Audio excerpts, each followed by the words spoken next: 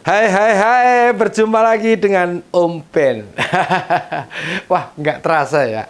Libur Lebaran sudah usai. Yang swasta pasti sudah pada masuk bekerja seperti biasa. Apalagi swastanya kayak Om Ben kayak gini nih. Wes, pokoknya langsung beraktivitas gitu.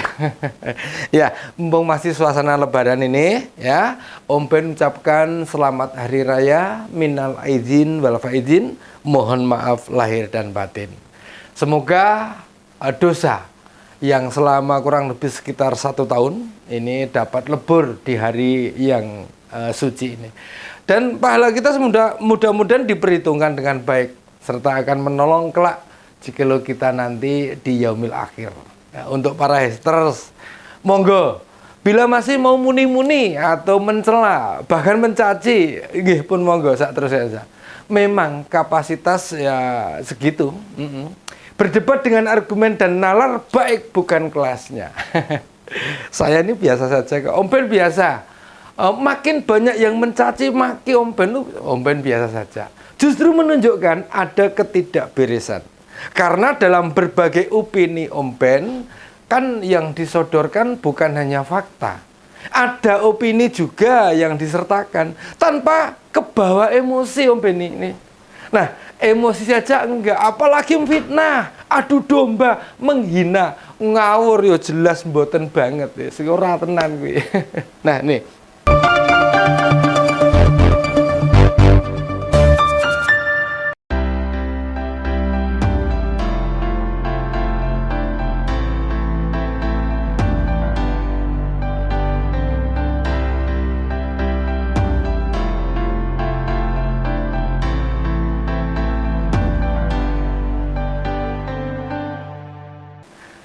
Kita itu kan pengen nanya nih, apa urgensinya pertemuan Pak Prabowo sama Pak Jokowi usai Lebaran loh, sampai diulang 2 kali, ya 2 kali.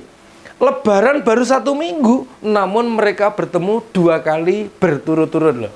Yang pertemuan pada hari pertama dan kedua, hari pertama dan kedua Lebaran itu loh. Nah, kan hari pertama Presiden itu melakukan open house. Mempersilahkan kepada warga yang pengen bersilaturahmi kepada kepala negara. Nah, anehnya sampai rakyat lo pada uyul-uyulan, suk-sukan, gitu, desak-desakan di Istana Negara. Siangnya lo ada kabar Pak Prabowo sudah ketemu Presiden. Kabar yang beredar, begitu para petinggi partai mau silaturahmi, jebul Menhan itu sudah di sana. Wah, ya tentu datangnya sesudah sholat subuh apa bar sholat id ya. Wah, yang Pak Prabowo itu sih saya percaya mungkin sholat id gitu kan. Habis sholat id langsung merapat ke istana. Nek ra sholat itu poe edan ya. Bar menang pilpres kok njuk sak geleme dhewe. Enggak, Pak Prabowo pasti sholat id. Nah, yang kemarin ini jadi rasan-rasan di pertemuan kedua elit ini. Kan tidak ada rekaman video tuh, adanya bukti foto doang. Iya. Sementara yang lain pada antri loh. Podoke tok nek melu jedul dari pintu depan. Beberapa ada yang kesorot mobilnya tiba-tiba di istana. Apakah ini pengen menyiratkan bila Pak Prabowo itu spesial bagi Pak Jokowi? Ya mboh, nggak tahu, Om Ben nggak tahu. Orang bisa bilang begitu. Yang bikin lucu lagi nih. Tertawa deh lucu tuh. Mungkin disebabkan lupa merekam kedatangan Pak Prabowo maupun salim-salim antar kedua elit politik nasional itu. Nah, akhirnya pada Lebaran kedua datang lagi tuh Pak Prabowo ke istana beserta Mas Didit, tapi Bu Titi enggak diajak Bu Titinya. Dan yang menyambut ada Pak Jokowi, Bu Iriana, sama Mas Kaisang dan Mbak Erina. Yang ini loh, ini jelas-jelas Om Ben kan merasa aneh. Keduanya kan urusannya banyak, agendanya Lebaran otomatis padat. Mengapa mesti mengulang perjumpaan di hari pertama Lebaran itu? Kesimpulannya Om Ben gini, gampang kok. Ya, supaya ada rekamannya. Soalnya pas ketemu hari pertama hanya ada foto. Nih yompo, tapi nggak tahu itu bener foto hari pertama Lebaran atau foto pas kapan kan bisa saja. Tapi umpen rameh suzon, nggak punya prasangka buruk loh. Hanya pengen mesem bae karo guyu. Barebo ketemu kemis ketemu lagi loh.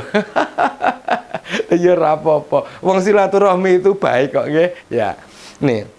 Seorang petinggi Gerindra menyebut berulangnya pertemuan tersebut menandakan keduanya sebagai bestie, teman baik. Lucu nggak dengan sebutan keduanya sebagai bestie? Coba kayak anak generasi Z aja. Besat.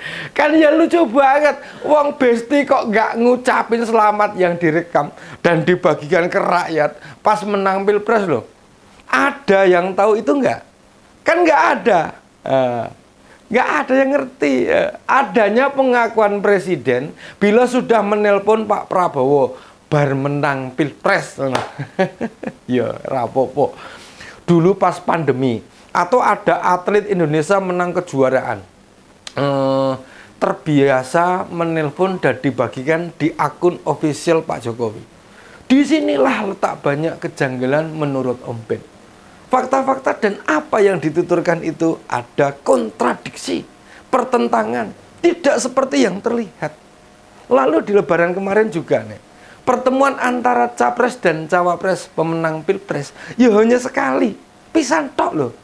Kuwiwe mong delete, itu aja sebentar.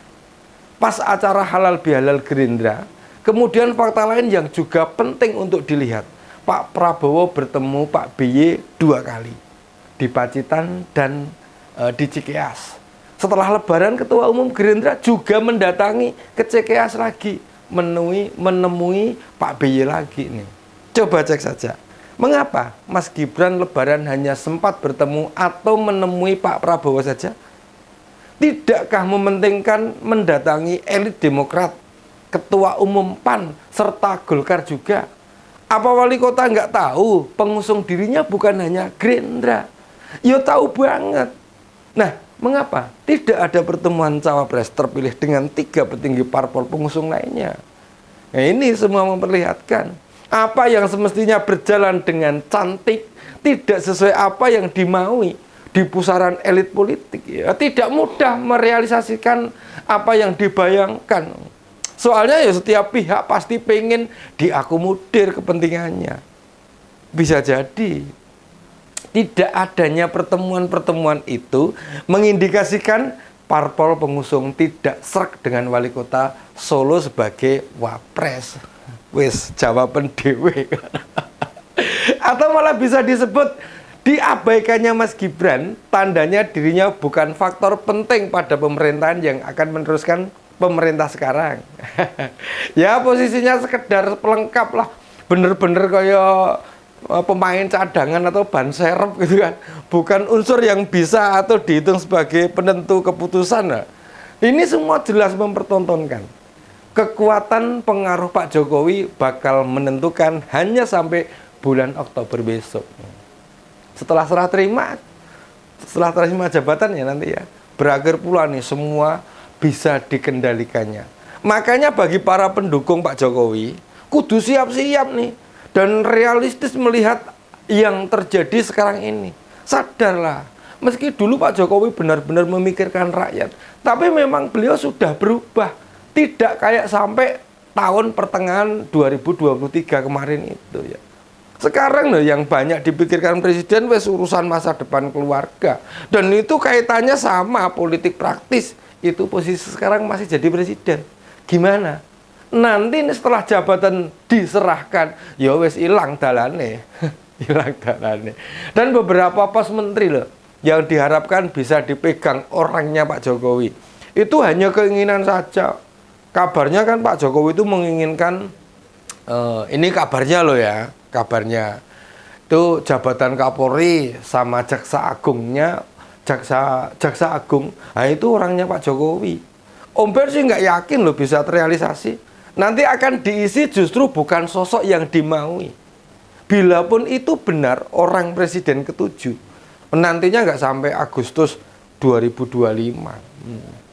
Yang pegang jabatan itu akan diganti. Lebaran ini loh memang lebaran politik, di mana kita bisa menilai mengkalkulasi politik kita sedang tidak baik-baik saja.